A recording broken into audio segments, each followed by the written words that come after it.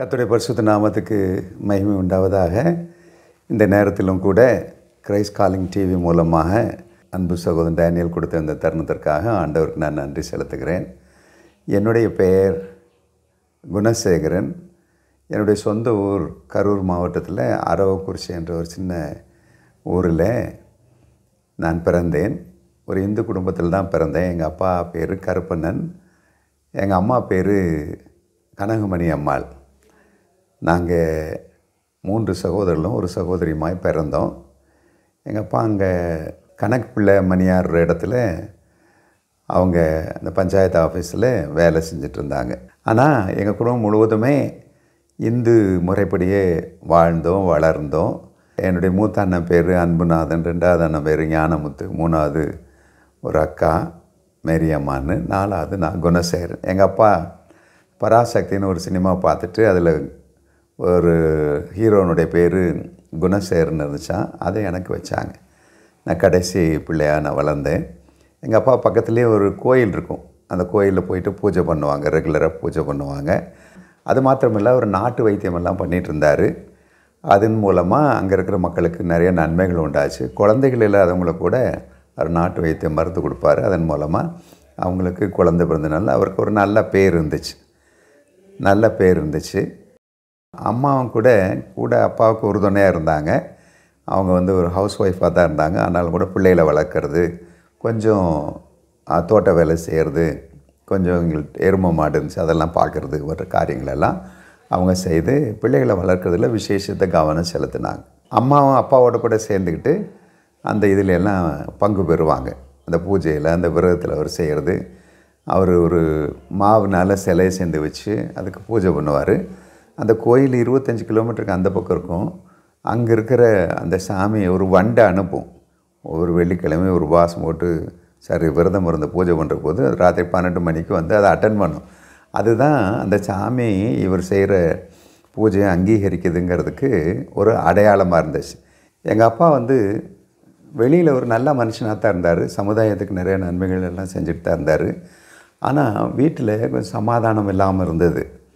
எங்கள் அம்மாவுக்கும் அப்பாவுக்கும் இடையில் அடிக்கடி சண்டைகள் வரும். அவர் குடிக்கிறதெல்லாம் இல்லை, கெட்ட பழக்க வழக்கங்கள்லாம் இல்லை. குடும்பத்தை எப்படி நடத்துறது, பிள்ளைகளை எப்படி வளர்க்குறதுங்கிறது குறித்து பல விதமான வருமானம் அவ்வளோ இல்லாததுனால அதை குறித்து பிரச்சனைகள் வரும். அம்மா அழுவாங்க, சண்டை வரும். அதன் நிமித்தமாக பிள்ளைகளெல்லாம் நாங்கள் ரொம்ப பாதிக்கப்பட்டோம். எங்கள் அப்பா அம்மாவுக்கு இயேசுவே தெரியாது. அந்த பகுதியில் கிறிஸ்தவங்களே இல்லாத போதும் கூட அங்கே சிஎஸ்ஐ மக்கள் என்ன பண்ணாங்க, ஒரு வெளியூர்லேருந்து அங்கே ஒரு சர்ச்சு கட்டினாங்க. சர்ச் கட்டி அங்கே சுவிசேஷம் அறிவிக்க ஆரம்பித்தாங்க. எங்கள் அப்பாவுக்கும் கூட பேர் வச்சாங்க, தாவீதுன்னு பேர் வச்சாங்க. ஆனால் அவர் கடைசி வரைக்கும், மரிக்கிற வரைக்கும் அவர் கற்பனை சாமியாக தான் இருந்தார். அவர் அவ்வளோ பக்தி வினயமாவெல்லாம் வரலை.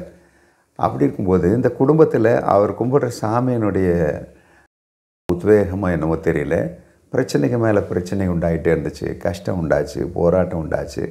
இப்படி சமாதானம் இல்லாத குடும்பத்தில் தான் நான் 8வது பிள்ளையாக பிறந்தேன்.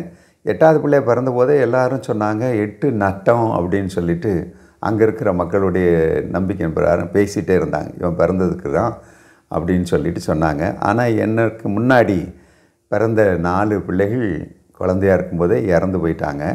இறந்து போகிறது மாத்திரமல்ல, இப்போ உயிரோடு இருக்கிறவங்க 3 பேர் எனக்கு முன்னாடி, 2 அண்ணன்மார்களும் ஒரு அக்காவும் இருந்தாங்க. மூத்த அண்ணன் பேர் அன்புநாதன், 2வது அண்ணன் பேர் ஞானமுத்து, 3வது அக்கா பேர் அங்கே கிறிஸ்தவ இன்ஃப்ளூயன்ஸ் இருந்ததுனால அவங்களுக்கு பேர் மேரின்னு வச்சாங்க. இப்படிப்பட்ட சூழ்நிலையில் தான் நான் வளர்ந்தேன். எங்கள் அப்பா அம்மா பள்ளிக்கூடத்துக்கு அவ்வளோ தூரம் போன மாதிரி தெரியல, படிப்பறிவு இல்லாமல் இந்த மாதிரிலாம் இல்லை. ஆனால் அவங்க என்ன நினச்சாங்க, பிள்ளைகளை எப்படியாவது படிக்க வைக்கணும் அப்படின்னு எங்களை கவர்மெண்ட் ஸ்கூலுக்கு அனுப்புனாங்க. சரியான விதத்தில் வருமானம் இல்லாததுனால சரியான துணிமணி கூட எங்களுக்கு கொடுக்க முடியல. கிழிஞ்ச துணியில் தான் நாங்கள் போட்டுக்கிட்டு போவோம். அங்கே பள்ளிக்கூடத்தில் மத்தியான நேரத்தில் இந்த சாப்பாடு கொடுப்பாங்க, அந்த சாப்பாடு தான் வாங்கி கொடுப்போம். ஆனால் அந்த நாட்களில்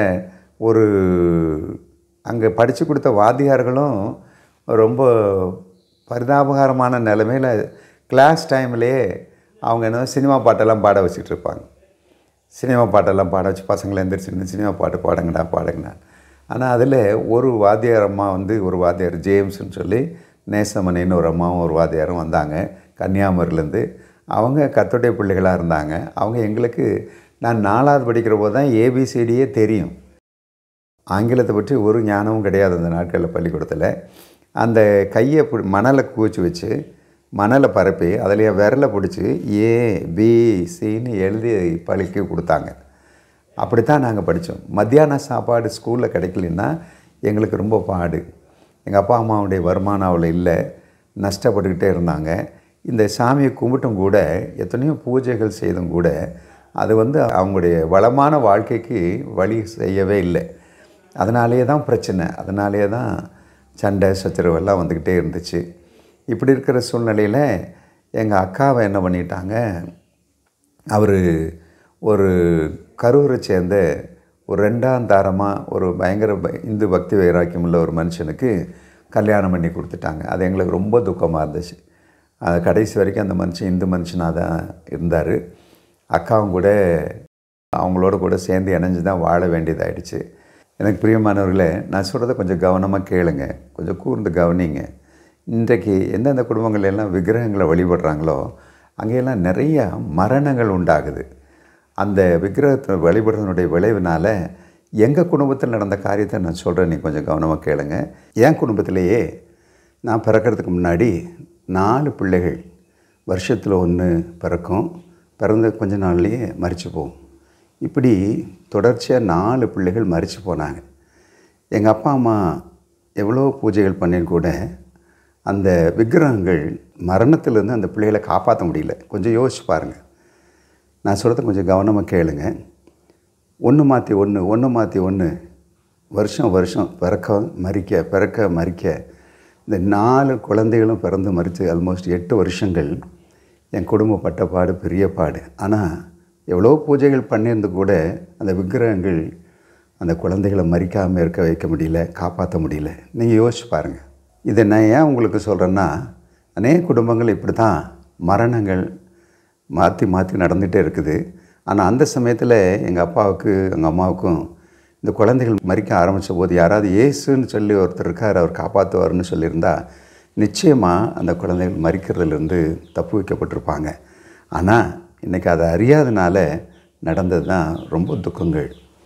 இப்போது மறுபடியும் நான் உங்களுக்கு சொல்கிறேன், எனக்கு 11 வயசாக இருக்கும் பொழுது இன்னொரு துக்ககரமான காரியம் நடந்ததுன்னா, இந்த 4 குழந்தைகள் மரித்த பிற்பாடு எங்கள் அப்பா இன்னும் தீவிரமாக அந்த விக்கிரகத்துக்கு பூஜை பண்ணினார். கடைசியாக அவரும் மரண தருவாயில் வந்துட்டார். அந்த சமயத்திலும் கூட அந்த விக்கிரகம் எதுக்கு ஒரு பூஜை பண்ணாரோ அதை அவரை காப்பாற்ற முடியல. நான் நடந்ததை நான் சொல்கிறேன் கேளுங்க. கடைசியாக எங்கள் அப்பாவும் கூட வியாதிப்பட்டு அவர் மரண படுக்கையில் விழ வேண்டியதாயிட்டு. அப்பொழுது எனக்கு 11 வயசு. எங்கள் அம்மா என்ன பண்ணாங்க, அவரை காப்பாற்றணுமே சொல்லிவிட்டு குறி சொல்கிறவங்கள்ட்ட போயிட்டு கேட்டாங்க, இது என்ன வியாதி என்ன ஏதுன்னு. அப்போ அவங்க சொன்னாங்க, யாரோ சூனியம் வச்சுருக்காங்க, அதனால தான்.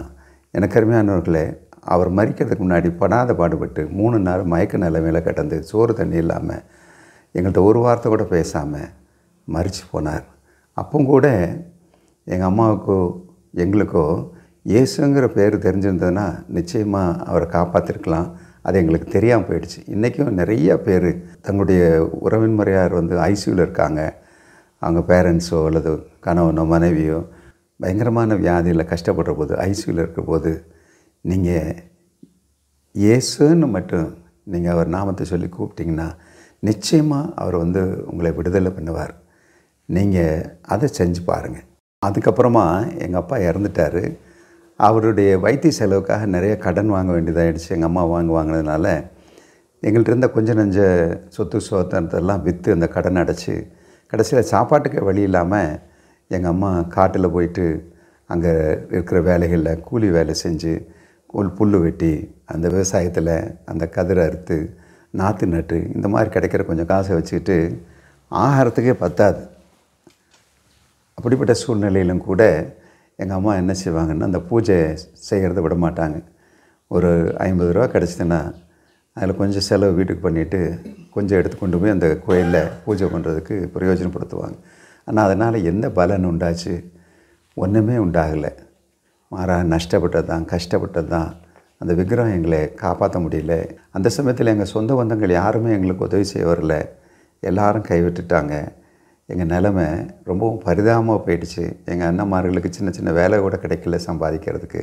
அதுக்கப்புறமா பாருங்கள், எங்கள் அப்பா மரிச்சிடும் பாடு நான் 11 வயசாக இருக்கும் பொழுது எனக்கு இந்த ஃபிட்ஸு வலிப்பு வியாதி வந்துடுச்சு. ஆனால் இந்த வியாதியிலிருந்து மருந்து மாத்திரை எதுவுமே என்னை சுகப்படுத்த முடியல. எனக்கு பூஜை பண்ணணும், ஏன்னா எங்கள் அப்பாவையே 365 நாளும் பூஜை பண்ண அவரை காப்பாற்ற முடியல அந்த சாமினால். நான் போய் என்ன காப்பாற்ற போகுதுன்ற ஒரு விரக்தியில் நான் எந்த கோயிலுக்கும் போகல, எந்த பூஜையும் பண்ணலை. அப்படி இருக்க சமயத்தில் தான் மதுரையில் இருந்து ஒரு சுவிசேஷர்கள் ஒரு குழு எங்கள் ஊருக்கு வந்து இயேசுவை பற்றி அவங்க பிரசங்கம் பண்ணாங்க. ஒரு பாட்டு சொல்லி கொடுத்தாங்க. இயேசு நல்லவர், இயேசு வல்லவர், இயேசு நல்லவர் நமக்கு உனக்கு எனக்குன்னு சொல்லி கொடுத்தாங்க.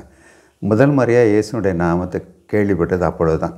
ஆனால் அவர் என்னுடைய வாழ்க்கையில் ஒரு பெரிய அற்புதம் செய்தார். எப்படின்னா, நாங்கள் சின்ன பிள்ளைகள்லாம் எங்கள் ஊர் பக்கத்துலேயே ஒரு நதி ஓடுது. அதில் காட்டாறு அதில் வெள்ளம் நிறையா வந்துச்சு. எல்லாம் வேடிக்கை பார்க்க போகலான்னு போனோம். அங்கே போய் பாறையில் உட்காந்துட்டு காலை தண்ணிக்குள்ளே விட்டு ஆட்டிட்டு விளையாண்டுருக்கும்போது அந்த பிசாசு வந்துடுச்சு. வந்து என்னுடைய பல்லெல்லாம் இறுகி கண்ணெல்லாம் உள்ளே போய் என் உடம்பெல்லாம் முறுக்கி அந்த வியாதி வந்துட்டு பயங்கரமான ஒரு பிசாசின் கிரியை. அதை அப்படியே தண்ணியில் தள்ளி விட்டுருச்சு. தண்ணியில் தள்ளி விட்டு நான் அடித்து கொண்டு போடுறேன். தண்ணியை குடித்து மூர்ச்சையாகிற நிலமையில் லாஸ்ட்டு சுவாசம் என்னை விட்டு கிளம்புறது போது வெளிப்படுற போது மயக்கம் போகிறதுக்கு முன்னாடி என் உள்ளத்தின் ஆழத்தில் வந்து அந்த பாட்டு இயேசு நல்லவர் அப்படின்னு அந்த பாட்டினுடைய சத்தம் கேட்டுச்சு. அதோடு கூட நான் மயக்கம் போட்டுட்டேன். யார் என்ன ஆச்சுன்னு தெரியாது. 2-3 மணி நேரம் தள்ளி நான் மேட்டில் கிடந்தேன். யாரோ ஒருத்தர் தண்ணியில் குதித்து என்னை தூக்கி எடுத்து கொண்டாந்து வெளியில் போட்டு என்னை தண்ணியெல்லாம் வாந்தி பண்ண வச்சுட்டு போட்டுட்டு போயிட்டாங்க. நல்லா 2-3 மணி நேரம் தள்ளி நான் கண்ணை விழித்து பார்க்குறேன். நான் அந்த மேட்டில் கிடக்கிறேன். எனக்கு ஆச்சரியமாக இருந்துச்சு. எப்படின்னா, யார் என்னை வந்து காப்பாற்றினாங்கன்னு தெரியல. அவன் காப்பாற்றின எங்கள் வீடு ரோட்டுக்கு அந்த பக்கம் எங்கள் வீடு, அங்கேயும் போய் சொல்லணும்னு இல்லாமல் போயிட்டாங்க. ஆனால் ஒன்றை மட்டும் தெரிஞ்சுக்கிட்டேன், இன்றைக்கி இத்தனை வருஷங்கள் ஆகியும் கூட அந்த வியாதி எனக்கு திரும்ப வரவே இல்லை.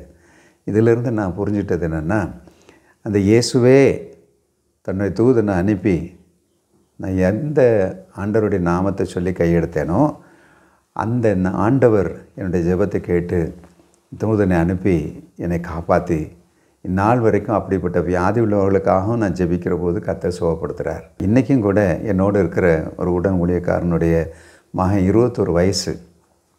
அவனுக்கு ஃபிட்ஸ் வரும். எங்கெல்லாம் கொண்டு ட்ரீட்மெண்ட் பண்ணாங்க, முடியல. அப்புறம் நாங்கள் போய் நாங்கள் ஜெபம் பண்ணோம். ஆண்டவரை இயேசு கிறிஸ்து வேறு சொல்லி அவரிடத்துல மன்றாடி ஜெபித்தோம். கர்த்தர் அவனை பூர்ணமாக சுகப்படுத்தினார். அதுக்கு பின்னாடி அவனை படிக்க வச்சு அவன் வேலைக்கு வந்து அவனுக்கு ஒரு கல்யாணத்தையும் நாங்கள் பண்ணி வச்சோம். இன்றைக்கி சுகமாக ஒரு குழந்தையோட கூட சந்தோஷமாக இருக்கிறான். பாருங்கள் பிரியமானவர்களே, இயேசு என் உயிரை காப்பாற்றி எனக்கு சுகத்தை கொடுத்த உடனே நான் ஓடி போய் எங்கள் அம்மாட்ட சொன்னேன். அதை கேட்டு எங்கள் அம்மா ரொம்ப ஆச்சரியப்பட்டாங்க. அது ரொம்ப சந்தோஷம் அடைஞ்சாங்க. அப்போ அவங்க எனக்கு சொன்னாங்க, இப்படி உனக்கு ஜீவனை தப்ப வச்சு உன்னை சுகப்படுத்தியிருக்காரு, அவர் தான் உண்மையான தெய்வம்னு தெரியுது. எனவே நம்ம அவரை ஆராதிக்கிறதுக்காக இந்த பக்கத்தில் இருந்த சிஎஸ்ஐ சர்ச்சுக்கு போகலான்னு சொல்லி நாங்கள் தொடர்ச்சியாக அங்கே போய் ஆண்டவரை ஆராதிக்க ஆரம்பித்தோம். நான் அப்புறம் 11th படித்து முடித்தேன். அந்த காலத்தில் 12th கிடையாது. அதோடு கூட ஸ்கூல் படிப்பு முடிஞ்சு போயிடுது. அப்புறம் மேற்கொண்டு படிக்கணும்னு சொல்லிட்டு என்ன ஆசை எங்கள் அம்மாட்ட சொன்னபோது, எப்பா நமக்கு பிழைக்கிறதுக்கே வழி இல்லாமல் இருக்குது, கையில் ஒன்றும் இல்லை, பணம் எல்லாம் இல்லை, அதனால் படிக்கிறது ரொம்ப சிரமம்னு சொல்லிட்டு இருந்தது. அந்த நேரம் பார்த்து அங்கே சர்ச்சில் இருந்த ஊழியக்காரர்கிட்ட எங்களுடைய கஷ்டத்தை விட்டு சொன்ன பொழுது அவங்க சொன்னாங்க, திருச்சியில் பிஷூர் கல்லூரி இருக்குது, அங்கே வந்து இப்படி ஏழைப்பட்ட மக்களுக்கு கொஞ்சம் உதவி செய்கிறாங்க, நீங்கள் அதில் சேர்ந்து படிக்கலான்னு சொல்லி எங்களை அட்வைஸ் பண்ணாங்க. அப்புறம் அதில் போய் நான் சேர்ந்தேன். ஆனால் எனக்கு அங்கே வந்து ஃபீஸ் கட்ட முடியாமல் இருந்தது உண்மை தான். ஆனால் ஃப்ரீயாக இருந்துச்சு. ஆனால் எனக்கு அந்த சோப்பு எண்ணெய் இதெல்லாம் வாங்குறதும் கூட காசு கையில் இல்லாத கஷ்டப்பட்டுட்டு இருந்தேன். ரொம்ப கஷ்டப்பட்டேன். எங்கள் சின்ன சின்ன வேலை செஞ்சு ஒரு மாதத்துக்கு ஒரு தடவை இல்லை 2 மாதத்துக்கு ஒரு தடவை வந்து கொஞ்சம் காசு கொடுத்துட்டு போவாங்க. அதை வச்சு நான் 3 வருஷம் கோர்ஸ், அது பிஏ ஹிஸ்ட்ரி. அதை படித்து முடிக்க தேவன் எனக்கு கிருபை செய்தார். அப்படி படித்து கொண்டு இருந்த நாட்களில் 1972 அங்கே ஒரு பெரிய கிறிஸ்தவ சுவிசேஷ கூட்டம் நடந்தது. ரெவரண்ட் அகஸ்டின் சேலஞ்சுன்னு சொல்லிட்டு ஹைதராபாத்தில் இருந்து அம்பாசிடர்ஸ் ஃபார் கிரைஸ்ட்ன்னு சொல்கிற ஒரு குரூப்பு அவங்க அந்த கூட்டத்தை நடத்திட்டு இருந்தாங்க. அப்போ என்னுடைய கூட படித்த பசங்கள்லாம் சொன்னானுங்க, டேய் அந்த கூட்டத்தில் மியூசிக் நல்லா இருக்குது பார்க்குறியா அப்படின்னு. அப்போ நான் சொன்னேன், நான் இந்துப்பா அப்படின்னு சொன்னேன். காரணம் என்னென்னா, எனக்கு அவர் ஃபிட்ஸு வலிப்பு வியாதியிலேருந்து ஒரு சுகத்தை கொடுத்தாரு.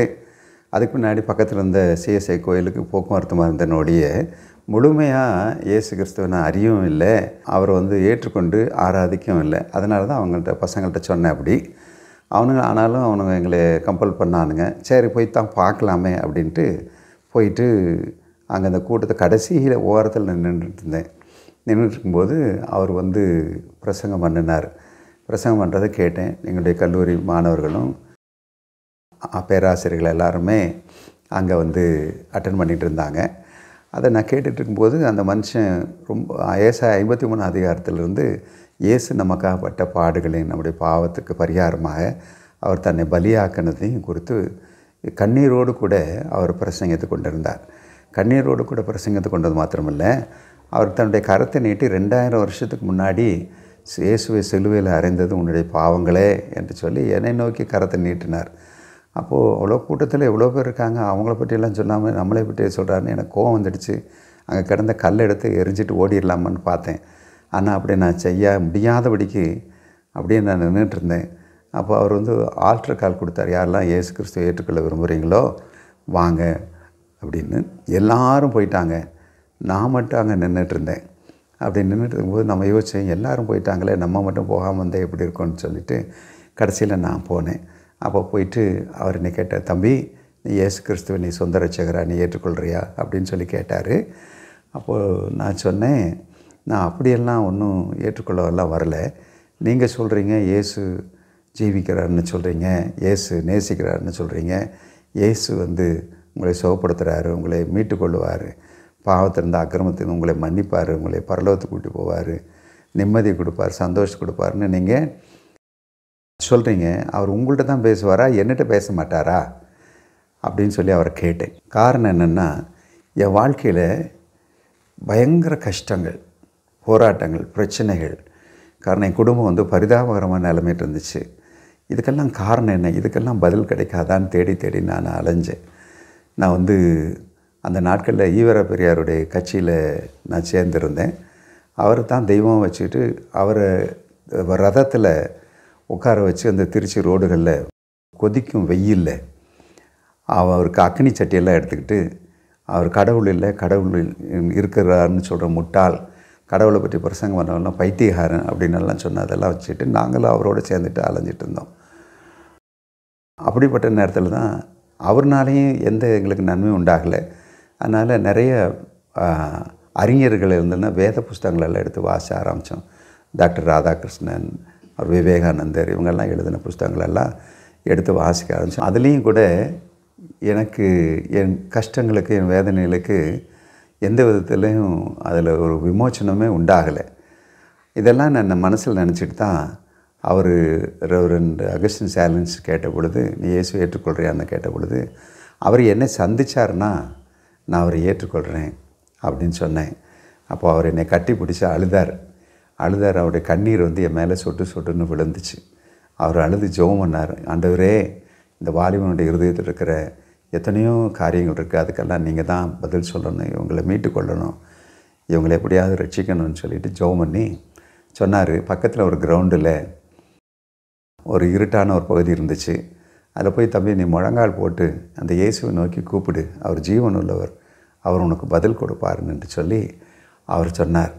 நான் எனக்கு உள்ளத்தில் இருக்கிற பாரம், கலக்கம், வேதனை, நிம்மதி இல்லாத காரியங்கள், அதோடு கூட என்னுடைய வாழ்க்கையில் நான் டெவலப் பண்ணிவிட்டு அங்கே கல்லூரியில் படிக்கிற நாட்களில் சில ரகசிய பாவங்கள், இதெல்லாமே என்னை ரொம்ப பாரப்படுத்துனதுனால அந்த கிரவுண்டில் போய் இருட்டான பகுதியில் முழங்கால் போட்டு, ஏசப்பா நீ உண்மையிலே தெய்வம்னா இன்றைக்கி என்னுடைய வாழ்க்கையில் இருக்க இந்த கஷ்டங்களெல்லாம், வேதனைகளெல்லாம் நீக்கணும் அப்படின்னு சொல்லி கண்ணீர் விட்டு நான் அழுது ஆல்மோஸ்ட் ஒரு அரை மணி நேரத்துக்கு மேலே அழுது, நீர் உயிரோடு இருந்தால் நீர் வெளிப்படுத்துன்னு சொன்ன பொழுது, அந்த நேரத்தில் மத்திய ஆகாயத்தில் ஆண்டவர் தரிசனம் கொடுத்தார். கல்வாரி சிலுவையில் அடிக்கப்பட்டவராக அவர் தொங்கிக் கொண்டிருந்தார். அவருடைய உடம்பெல்லாம் சதை பிஞ்சு ரத்தம் கொட்டி கொண்டிருந்தது.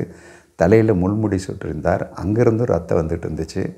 ஆனால் அவர் அந்த வேதனையினால் அவர் துக்கப்படாதபடிக்கு அவர் புன்முறுவலோடு கூட என்னை பார்த்து, மகனே, என் முழுமையும் உனக்கே சொந்தம், உன் முழுமையும் எனக்கே சொந்தம் அப்படின்னு சொல்லி சொன்னார். அந்த நேரத்தில் என்னுடைய இருதயத்தில் இருந்த அத்தனை பாரங்களே இறங்கி போயிடுச்சு.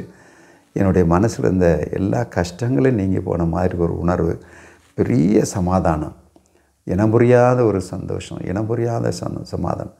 நான் எழும்பி குதித்தேன், ஆடினேன், பாடினேன், ரொம்ப சந்தோஷப்பட்டேன்.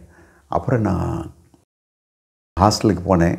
என்னுடைய டின்னர் டைம் எல்லாம் முடிஞ்சு போச்சு. சாப்பிடக்கூட இல்லை. வெடிய எனக்கு கிடைச்ச அந்த நிம்மதி, அந்த சந்தோஷத்தில், அவர் கொடுத்த தரிசனத்தில். ஏன்னா அந்த நேரத்தில் நான் கனவு காண்றேன்னா, சொப்பனமா, இது ஹலூசினேஷனாக நான் கிள்ளியெல்லாம் பார்த்தேன். அப்படியெல்லாம் இல்லை. ஆண்டவரே தரிசனம் கொடுத்தாருங்கிறது நல்லா கிளியராக இருந்துச்சு. அதுக்கு பின்னாடி என் வாழ்க்கையில் முற்றிலும் ஒரு மாற்றம் உண்டாக ஆரம்பித்தது. முற்றிலும் உண்டானதில் அந்த சந்தோஷத்தில் அங்கே உய்யக்கொண்டான் வாய்க்கால்னு ஒன்று உண்டு. இப்போ அது சாக்கடையாக இருக்குது, அது நல்லா இருக்குது.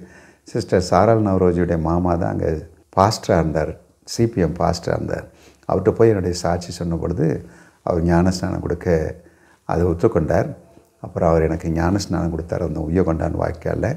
அப்புறம் கல்லூரியிலேயே அந்த சர்ச்சுக்கு ஆன் அண்ட் ஆஃப் போயிட்டு இருந்தோம். கல்லூரியிலே ஒரு சின்ன ஒரு ஜெபக்குழு நாங்கள் உருவாக்கி அதில் ஜெபித்து பரிசுத்த ஆவியின் அபிஷேகத்தையும் பெற்றுக்கொள்ள கர்த்தர் உதவி செய்தார்.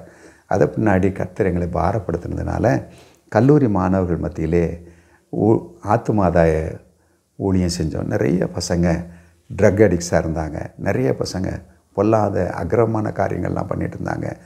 நிறைய பசங்க அவங்க கெட்ட பழக்க வழங்களுக்கு அடிமைகளாக இருந்தாங்க. அவங்களுக்கெல்லாம் போய் நாங்கள் தனித்தார ஊழியம் செய்து அவங்களுக்கெல்லாம் சுவிசேஷம் அறிவித்து அவங்களுக்காக ஜெபம் பண்ணி அவங்கள எங்கள் ஜெபக்குழுவில் இந்த கிரவுண்டில் மணலில் டெய்லி ராத்திரியில் உட்காந்து நாங்கள் ஜெபம் பண்ணுவோம். ஆண்டவர் எங்களுடைய ஜெபத்தை கேட்டு அநேகருடைய துஷ்டத்தனத்திலிருந்து அவங்கள விடுதலை பண்ணார். அவங்க அடிக்ஷனில் இருந்து அவங்கள விடுதலை பண்ணினார். அவங்க கள்ளத்தனமாக பண்ணி கொண்டு வந்த பயங்கர கெட்ட சுபாவமான காரியங்கள் இருந்தெல்லாம் விடுதலை பண்ணி அவங்கள ரட்சிக்கப்பட்டு அவங்க ஆண்டவரை பின்பற்ற ஆரம்பித்தாங்க.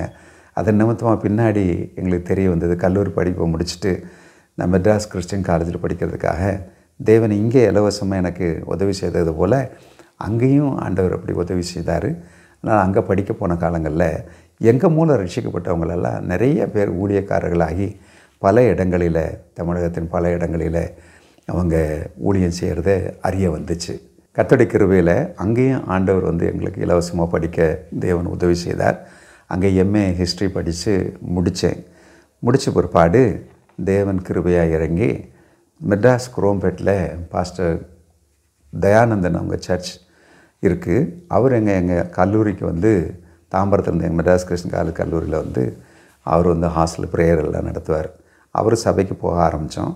அங்கே தான் பிரதர் அகஸ்டின் ஜெபக்குமார் இப்போ ஜெம்ஸனுடைய தலைவராக இருக்கிறாரு. அவரும் அதே சபைக்கு வருவார். அங்கே அவங்கள குறித்து தெரிய எங்களுக்கு சந்தர்ப்பம் கிடைச்சது.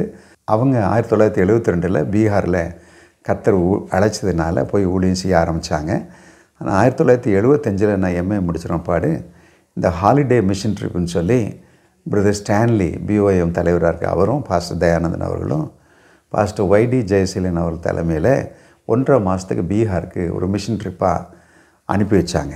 நாங்கள் அந்த நேரத்தில் போயிட்டு அங்கே இருக்கிற பீகார்லேயும் உத்தரப்பிரதேசத்துலேயும் நான் 1975 மே மாதம் நாங்கள் போனோம். அங்கே இருந்த நிலைமை பயங்கரமாக இருந்தது.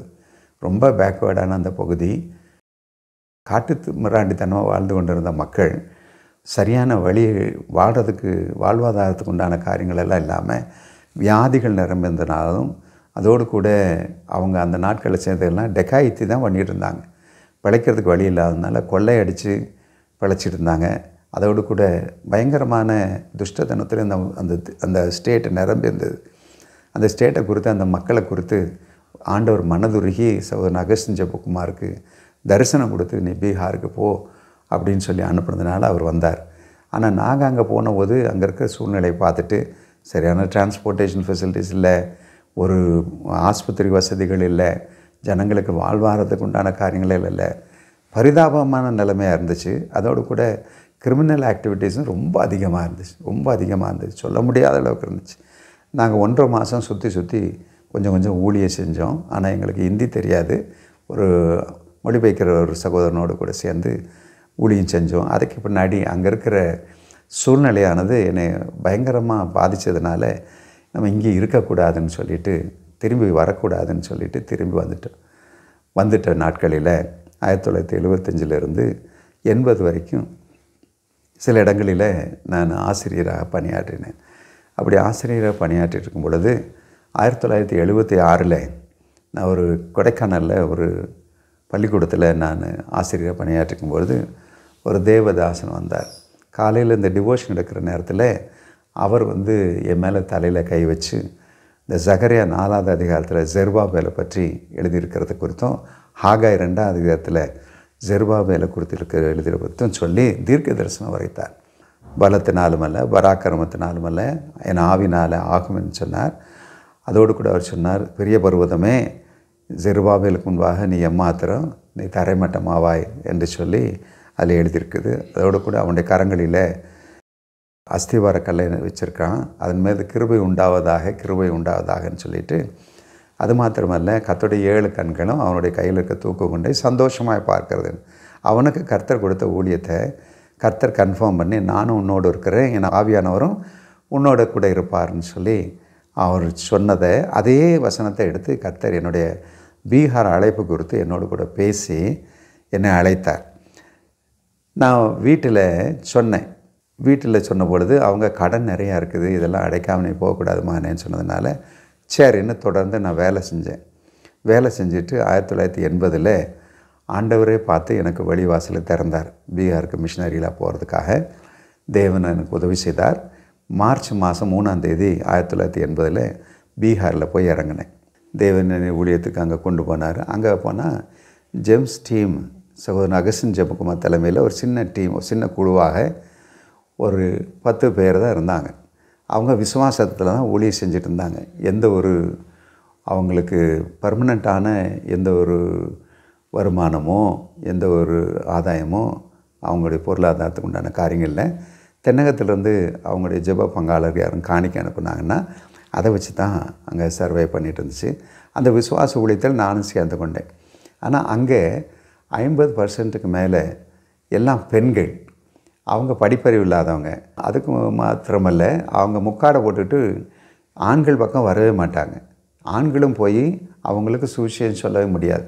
எனவே வாழ்க்கை துணைவி இல்லாதபடிக்கு இந்த மக்களை சந்திக்கிறது ரொம்ப கஷ்டம் தெரிஞ்சதுனால எங்கள் குழு தலைவர் எங்களிடத்தில் சொன்னது, நம்ம தனியாக ஆண்களாக மட்டும் போய் இந்த சமுதாயத்துக்குள்ளே போய் ஊழியம் செய்ய முடியாது. காரணம், இங்கே இருக்கிற பெண்கள் எல்லாம் படிப்பறிவுகள் மாத்திரமல்ல, அவங்க முக்காடு போட்டுட்டு இப்போ ஆண்களே பார்க்க மாட்டாங்க.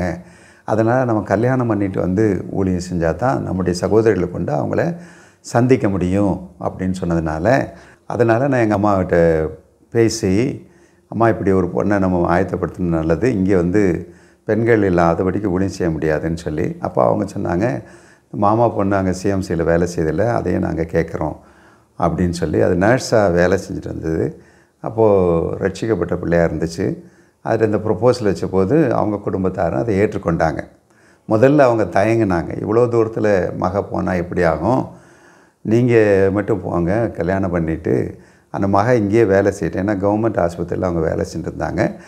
அதனால் அவங்களுடைய பெற்றோர் தயங்கினாங்க. இப்போ நாங்கள் சொன்னோம், இந்த ஊழியத்தில் அங்கே பெண்களை சந்திக்கிறதுக்கு ஒரு பெண்ணால் தான் முடியும். அது நர்ஸாக இருக்கிறதுனால நிச்சயமாக அவங்கள கொண்டு அவங்களுக்கு கொஞ்சம் மருத்துவ உதவியும் செய்ய முடியும், அதோடு கூட சுவிசேஷம் அறிவிக்க முடியும், அது ஒரு நல்ல ஒரு வழியும் கூட என்று சொன்ன பொழுது ஏற்றுக்கொண்டு மே மாதம் 1980 என்னுடைய திருமணம் கரூரில் சிஎஸ்ஐ சர்ச்சில் வச்சு நடந்துச்சு.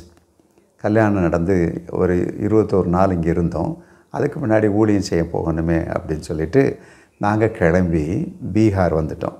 பீகார் நாங்கள் டேரியான் சோன்லேயே, பீகார் ரோத்தாஸ் மாவட்டத்தில் டேரியான் சோனுங்கிற பட்டணத்தில் அங்கே நாங்கள் ஒரு வாடகை வீட்டில் இருந்து ஊழியம் செய்கிறதுக்காக முயற்சி பண்ணிகிட்டு இருந்தோம்.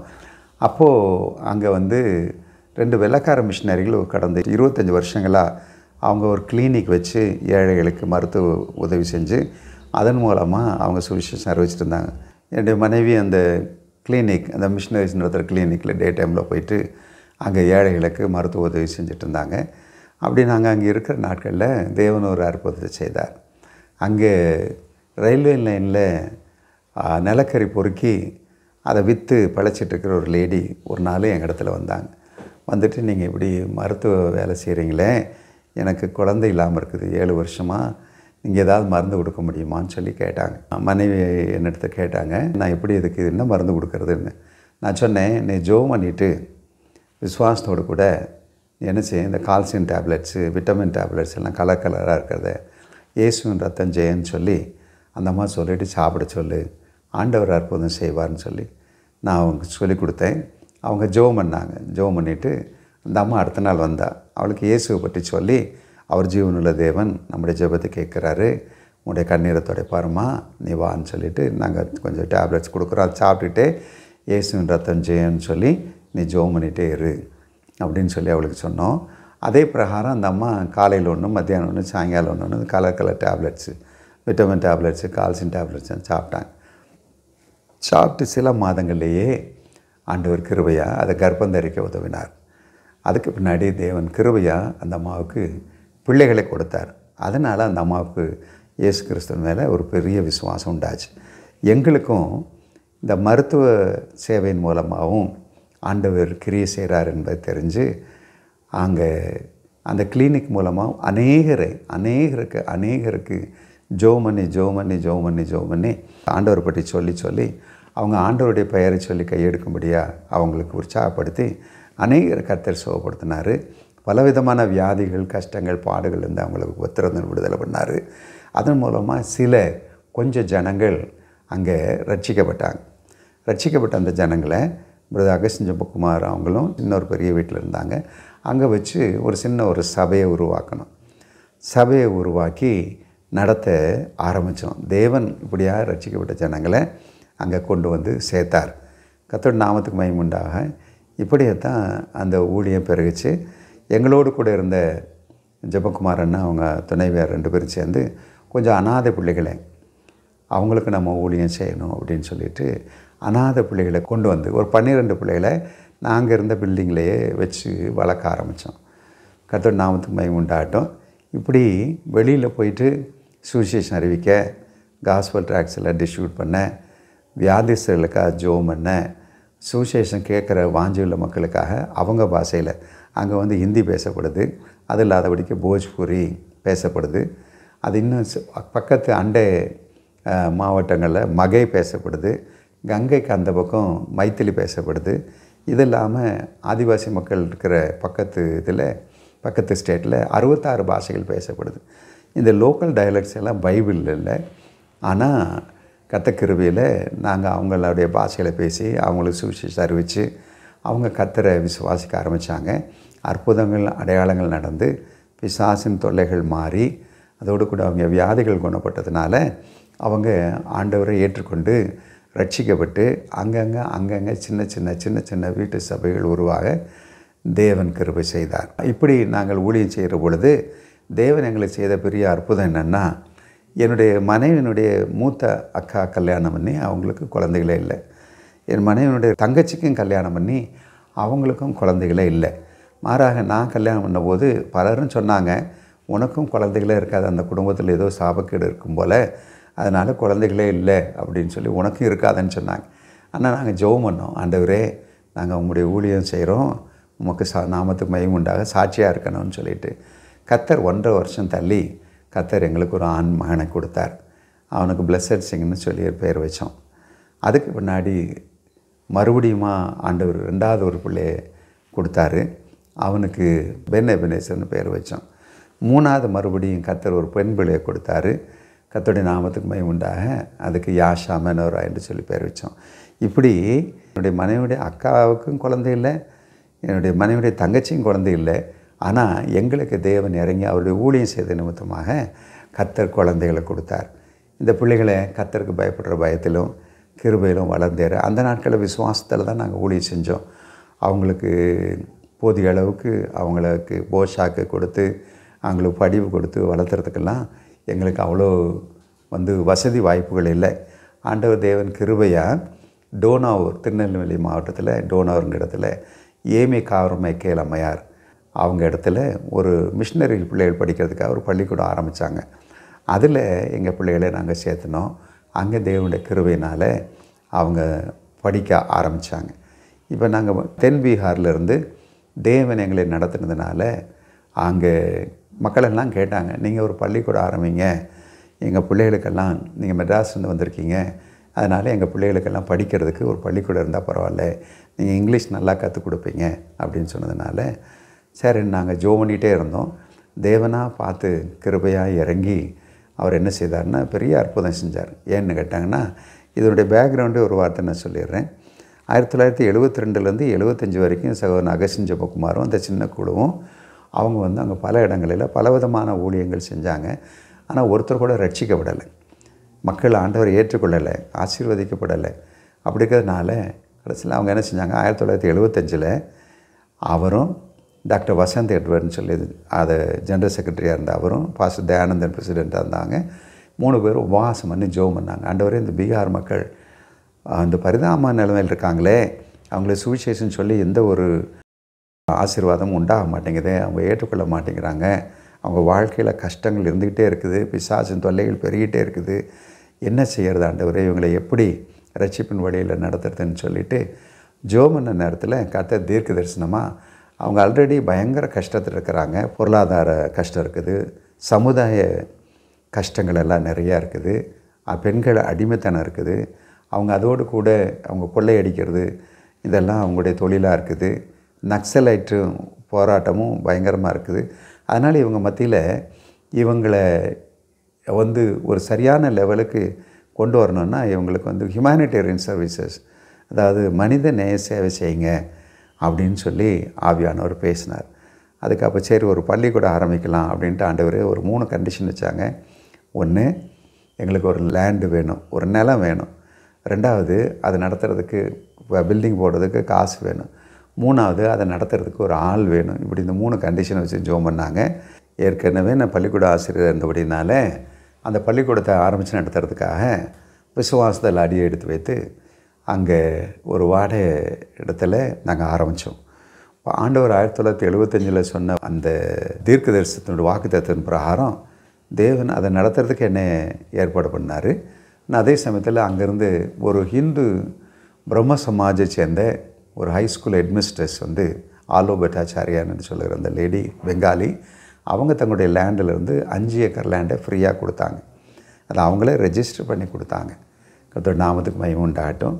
அதுக்கு பின்னாடி கொஞ்சம் தூரத்தில் ஒரு 45 கிலோமீட்டரில் பஞ்சாரிங்கிற இடத்துல கல்யாண்பூர் சிமெண்ட்ஸ் அண்ட் கம்பெனின்னு சொன்ன ஒரு கம்பெனி இருக்குது, சிமெண்ட் கம்பெனி. அவங்களுக்கு இது தெரிய வந்ததுனால அவங்களும் உதவி செய்கிறதுக்கு முன் வந்தாங்க. டாக்டர் சுனில்னு சொல்லி டேரியான்னு சொன்ன அவர் ஒரு பெரிய நர்சிங் ஹோம் வச்சுருந்தார். அவருடைய உதவியின் மூலமாக அந்த ஃபேக்ட்ரிக்காரங்க அந்த ஹெட்மிஸ்டர்ஸ் எல்லாம் சேர்ந்து எங்களுக்கு அந்த ஸ்கூலை உருவாக்குறதுக்கு உதவி செஞ்சாங்க. கர்த்தர் கிருபையாக இறங்கி நாங்கள் எவ்வளோ பிரயாசப்பட்டு ஒரு சின்ன ஸ்கூலை ஆரம்பித்து அதை நடத்த ஆரம்பித்தோம். 38 பிள்ளைகளோடு கூட ஆரம்பித்தோம். அது தேவன் கொஞ்சம் கொஞ்சமாக வளர்த்தி இன்றைக்கி ஐசிஐசி போர்டு சிலபஸ் ஃபாலோ பண்ணுற 3000 பிள்ளைகள் படிக்கிற ஒரு பள்ளிக்கூடமாக அதை கொண்டு கர்த்தர் என்ன செய்கிறாருன்னா அங்கே இருந்த ஒரு பெரிய சோஷியல் டிரான்ஸ்ஃபர்மேஷனை கர்த்தர் உண்டாக்குனார். இந்த பள்ளிக்கூடம் டேரியான்னு சொல்லி 7 கிலோமீட்டர் தூரத்தில் இருக்குது. சுற்றிலும் கொள்ளையடிக்கிற மக்கள் வாழ்கிற அந்த கிராமங்கள் தான் இருக்கும். ஆனால் அவங்க பிள்ளைகளெல்லாம் இங்கே படிக்க அவங்கெல்லாம் அந்த பழைய மூட பழக்க வழக்கங்களெல்லாம் விட்டு பழைய சுபாவங்களெல்லாம் மாறி அவங்களே உழைச்சி இதுக்கிடையில் நாங்களும் கிராமமாக போய் சுவிசேஷம் அறிவித்ததுனால இந்த மாதிரியான ஒரு சோஷியல் டிரான்ஸ்ஃபர்மேஷனை கர்த்தரே அந்த பகுதிகளில் உண்டாக்குனார்.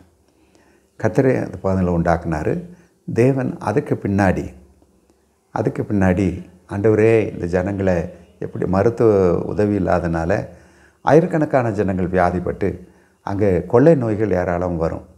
ஒவ்வொரு காலகட்டத்திலும் கொள்ளை நோய்கள் பயங்கரமாக வரும், நிறைய மக்கள் மரிப்பாங்க. ஆண்டவரே இவங்களுக்கு மருத்துவ உதவி தேவைன்னு சொல்லி ஜெபம் பண்ணி தேவன் கிருபையாக அங்கே ஒரு ஆஸ்பத்திரி போட உதவி செய்தார். தென்னிந்தியாவிலேருந்து சில டாக்டர்ஸ் வந்து எங்களோட கூட சேர்ந்து அந்த மருத்துவ பணி செய்ய ஆரம்பித்தாங்க. இன்றைக்கி ஆல்மோஸ்ட் 10 கிலோமீட்டர் தூரத்துலேருந்து நிறைய வியாதிஸ்தர்கள் வந்து அங்கே ட்ரீட்மெண்ட் எடுத்துக்கிறாங்க. அங்கே வந்து மருந்தோடு கூட சேர்த்து ஜெபமும் பண்ணப்படுகிறதுனால, மருத்துவ உதவியோடு கூட ஜெபமும் பண்ணப்படுகிறதுனால டெல்லி, பனாரஸ் எங்கெல்லாம் போய் கூட ட்ரீட்மெண்ட் எடுத்து சுகமாகாதவங்களெல்லாம் அங்கே சுகமாகறாங்க.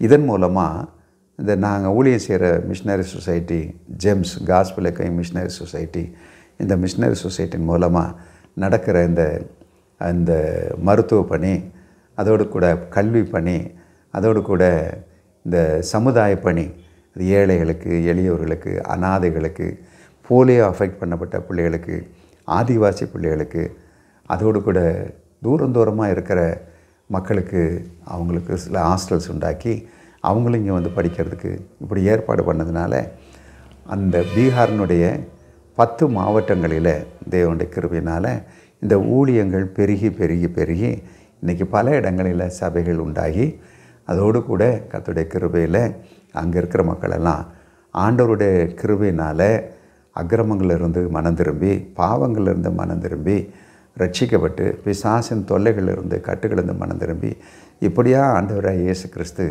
அவங்கள வாழ வைக்கிறாரு, வழி நடத்துகிறாரு, அவர்களை பெருக பண்ணுகிறாரு, அவர்களை ஆசீர்வதித்து உண்மையான சந்தோஷத்தையும் சமாதானத்தை அவங்க பெற்று அனுபவிக்கவும், நித்திய ஜீவனுக்கு அவங்க சுதந்திரவாளிகளாகவும் கர்த்தர் நடத்தி கொண்டே போகிறார். இப்படியான இந்த சுவிசேஷ பணி, கல்வி பணி, சபைகளை ஸ்தாபிக்கிற பணி, அதோடு கூட சீஷர்களை உருவாக்குற பணி, இது எல்லாமே தொடர்ந்து 7 விதமான பணிகளை கர்த்தர் செய்ய இந்நாள் வரைக்கும் கடந்த 52 வருஷமாக தேவன் கிருபையா சகோதரன் அகஸ்டின் ஜெபக்குமார் அவர் தலைமையில் செய்ய தேவன் கிருபை செய்து வருகிறார். இவ்வளோ நேரம் என்னுடைய சாட்சியை கேட்டுட்டு இருக்கிறீங்க. இந்த ஜெம்ஸ் ஊழியத்தில் இணைந்த பீகாரில் கடந்த 35 வருஷங்களாக அண்ணன் அகஸ்டின் ஜெபக்குமார் அவர்களுடைய தலைமையின் கீழே இணைந்து பலவிதமான ஊழியங்களை செய்ய தேவன் எனக்கு கிருபை செய்திருக்கிறார். அதன் நிமித்தமாக கர்த்தர் என்னை அளவு கடந்த விதத்தில் ஆசீர்வதிச்சிருக்கார். என்னுடைய மூத்த மகன் எம்எஸ்சி கம்ப்யூட்டர் சயின்ஸ் படிச்சுட்டு இப்போ ஒரு ஐடி கம்பெனியில் ட்ரைனிங் டைரக்டராக இருக்கார். 2வது மகனும் எம்எஸ்சி அக்ரிகல்ச்சர் முடிச்சுட்டு அலகாபாத்தில், அவரும் இப்போ சிஎம்சியில் மிஷினரி ட்ரைனிங் கொடுக்குற டிஸ்டன்ஸ் எஜுகேஷன் டிபார்ட்மெண்ட்டில் அவரும் குடும்பமாக குழந்தைகளோடு கூட ஆசீர்வாதமான சூழ்நிலையில் அவரும் அங்கே வேலை செஞ்சுட்டு ஊழியத்தையும் சப்போர்ட் பண்ணிகிட்ருக்காரு. 3வது என்னுடைய மகளையும் கர்த்தர் ஆசீர்வச்சு அவங்க எம்எஸ்சி நர்சிங் முடிச்சுக்க தேவன் கிருபை செய்தார். அது முன்னாடி அவங்களுக்கு ஒரு திருமணம் பண்ணணும். அவர் மருமகனும் மகளுமாக சேர்ந்து குடியாத்தத்தில் அவங்க வேலை செஞ்சுக்கிட்டே ஊழியமும் செஞ்சிகிட்ருக்காங்க. இவ்விதமாக கர்த்தர் எங்கள் குடும்பத்தை ஆசீர்வதித்து மேன்மைப்படுத்தியிருக்கிறார். நான் அண்ணன் அகஸ்டின் ஜெபக்குமாரோடு கூட சேர்ந்து பலவிதமான ஸ்தானத்தில் இருந்து ஊழியம் செய்திருக்கிறேன். முதல்ல 1980 83 வரைக்கும் சுவிசேஷ பணியில் தேரியான்சோனில், கயாவில், அந்த பகுதிகளெல்லாம் செஞ்சோம். 83 89 வரைக்கும் ஜெம்ஸ் இங்கிலீஷ் ஸ்கூலை உருவாக்கி அதை ஜெம்ஸ் இங்கிலீஷ் ஸ்கூலுக்கு பிரின்சிபல் ஆகி நான் அதை உருவாக்குற பணியில் இருந்தேன். கர்த்தர் அதுக்கு பின்னாடி எனக்கு ஒரு புதிய பொறுப்பை கொடுத்தாரு. கங்கைக்கு அந்த பக்கம் பீகாரை கங்கை 2ஆக பிரிக்குது. அதில் கங்கைக்கு அந்த பக்கம் இருக்க வட பீகாரில் இந்த மைத்திலி மொழி பேசுகிற மக்கள் 3.5 கோடி மக்கள் இருக்கிறாங்க. அவங்க மத்தியில் ஒரு பெரிய பூகம்பம் உண்டாச்சு. அதோடு கூட வெள்ள கொடுமை. அது இமயமலை ஒட்டி நேபாள் பார்டரில் அந்த மாவட்டம் இருக்குது, மதுபனி மாவட்டம் இருக்குது. அந்த மாவட்டத்தில் வருஷம் வெள்ளம், அந்த இமயமலையிலிருந்து பாய்ந்து ஓடுகிற நதிகள் வந்து ஏராளமான கிராமங்களை சீரழிக்கும். திடீர்னு 88 பெரிய பூகம்பம் உண்டாச்சு. அதனால அழிவு பயங்கரமாக உண்டாச்சு. அப்போ அவங்க மத்தியில் ரிலீஃப் ரீஹாபிலிட்டேஷன் வேலை செய்யறதுக்காக கர்த்தர் எங்களை பிரித்து விட்டார். அப்புறம் நாங்கள் அங்கே போயிட்டு ரிலீஃப் அண்ட் ரீஹாபிலிட்டேஷன் வேலை செய்ய ஆரம்பித்தோம். செய்ய போகும்போது நிறையா மக்கள் வந்து விடுதலை அடைச்சிது. ரொம்ப சந்தோஷப்பட்டாங்க. அப்போ அவங்க ஒன்று சொன்னாங்க, இப்போ இதை முடிச்சுட்டு நீங்கள் போகக்கூடாது, நீங்களே இங்கேயே இருந்து எங்கள் பிள்ளைகளுக்கு இங்கிலீஷ் சொல்லிக் கொடுக்குற பள்ளிக்கூடங்களை உருவாக்குங்க அப்படின்னு சொல்லி எங்களை பாரப்படுத்தினாங்க. அதனால் நாங்கள் என்ன பண்ணணும், ஏன்னா அந்த ரிலீஃப் ரீஹாபிலிட்டேஷன் வேலை செய்கிற பொழுது இயேசுனுடைய அன்பையும் குறித்து நாங்கள் சொல்லிகிட்டே இருந்தோம். அதை கேட்டதுனால தான் அவங்க ரொம்ப அதிகமாக அவங்களுக்கு ஒரு சந்தோஷம் உண்டாச்சு. அது நிமித்தமாக அவங்க என்ன சொன்னாங்க, எங்கள் பிள்ளைகளுக்கு நீங்கள் ஒரு பள்ளிக்கூடம் நடத்துங்கன்னு சொல்லி ஆல்மோஸ்ட் 7 இடங்களில் அவங்களே லேண்டு ஃப்ரீயாக கொடுத்து அதில் எங்களுக்கு கிடைச்ச உதவிகளை வச்சு சின்ன சின்ன ரூம்ஸை போட்டு அதில் எங்களுடைய விசுவாசிகளே டீச்சர்ஸை ட்ரெயின் பண்ணி அந்த பள்ளிக்கூடத்தை நடத்த ஆரம்பித்தோம். அந்த பள்ளிக்கூடத்திலேயே ஞாயிற்றுக்கிழமை, வெள்ளிக்கிழமை அந்த மக்களுக்கு சுவிசேஷ கூட்டங்களை நடத்துனதுனால எங்கெங்கெல்லாம் இந்த பள்ளிக்கூடங்கள் நடத்தினோமோ அங்கேயெல்லாம் கர்த்தர் கிருபையாக இறங்கி சபைகளை உருவாக்க நிறைய மக்கள் ரட்சிக்கப்பட்டாங்க. அவங்க மத்தியில் நாங்கள் போயிட்டு சுவிசேஷ கூட்டம் நடத்துவோம், ராத்திரி கூட்டம் நடத்துவோம், அவங்க மத்தியில் வந்து சுகமளிக்கும் கூட்டம் நடத்துவோம். தேவன் அநேகரை சுகப்படுத்தினார், அநேகரை பிசாசின் கட்டுகளிலிருந்து விடுதலை பண்ணினார். இப்படியாக ஒரு 27 வருஷங்கள் வடபீகாரில் மைத்திலி மொழி பேசுகிற மக்கள் மத்தியில் ஊழியம் செய்ய தேவன் கிருபை செய்தார். அதில் அவங்கள நாங்கள் முதல்ல சுவிசேஷம் ஊழியம் செய்வோம். அதுக்கு பின்னாடி சீஷர்களை உருவாக்கி அவங்களுக்கு பயிற்சி அளித்து அவங்கள அவங்க இருக்கிற பகுதியில் அவங்க ஜனங்கள் மத்தியில், ஜாதிகள் மத்தியில் சாட்சிகளாக இருந்து அநேகரை ஆண்டவர் அண்டையில் கொண்டு வர அவங்களுக்கு உதவி செய்வோம். அவங்களும் அவங்க மக்களுக்காக ஜெபம் பண்ணி நிறைய சுகம் உண்டாச்சு, பிசாசுகள் விடுதலை அடைஞ்சாங்க. இப்படி பெருகி பெருகி பெருகி பெருகி இன்றைக்கி தேவனுடைய கிருபையில் 27 வருஷங்கள் நாங்கள் அங்கே ஊழியம் செஞ்ச காலகட்டத்தில் நாங்கள் 1916 நாங்கள் ஒரு சில்வர் ஜூப்ளி கொண்டாடலான்னு சொல்லி ஒரு பெரிய மீட்டிங் ஏற்பாடு பண்ணோம், கன்வென்ஷன் ஏற்பாடு பண்ணோம். 10,000 விசுவாசிகள் கூடி வந்தாங்க. அப்போ தான் நான் உணர்ந்தேன், ஆண்டவர் இந்த ஜனங்கள் மேலே கொண்டிருந்த மனதுருக்கத்தை நிமித்தமாக எவ்வளோ பெரிய வேலை செய்கிறார்.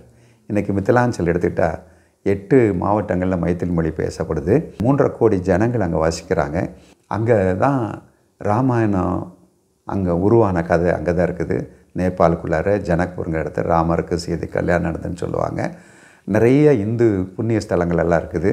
அதோடு கூட கபிலவஸ்து என்ற இடத்துல நேபாளுக்குள்ளார புத்தர் பிறந்தார். அங்கேருந்து வந்து கயாவில் தான் ஒரு ஞானோதயம் பிறந்தது அப்படின்னு சொல்லி அங்கே பௌத்த மதத்தினுடைய காரியங்கள் இருக்குது, சீக்கிய மதத்தினுடைய காரியங்கள் இருக்குது, ஜெயின மதத்தினுடைய காரியங்கள் இருக்குது.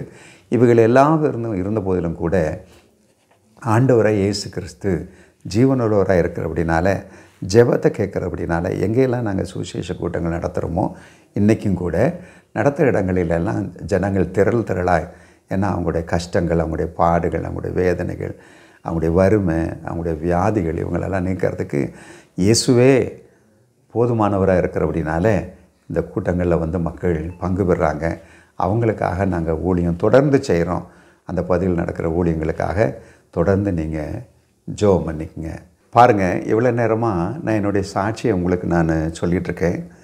எப்படிப்பட்ட பரிதாபகரமான நிலைமையில எல்லாம் என் வாழ்க்கை இருந்துச்சு, நான் எப்படிப்பட்ட கஷ்டத்துல எல்லாம் இருந்தேன், எப்படிப்பட்ட ஆனால் துஷ்டத்தனத்துலலாம் வாழ்ந்துட்டு இருந்தேன். ஆனால் ஆண்டவர் கிருபையாக இறங்கி நான் தண்ணியில் அன்றைக்கி அடிச்சுட்டு போயிருந்தேன்தா என் நிலைமை என்ன இருந்திருக்கும், இன்றைக்கி நான் உயிரோடு இருந்திருக்க மாட்டேன். ஆனால் அந்த ஆண்டவர் என்னோடய வாழ்க்கையில் இடைப்பட்டு என் தகப்பன் பலியானார். எனக்கு முன்னாடி பிறந்த 4 குழந்தைகள் பலியானாங்க. என் தகப்பனும் தாயும் ஆராதித்த சேவியத்தை எந்த சாமி வந்து உதவி செய்யலை.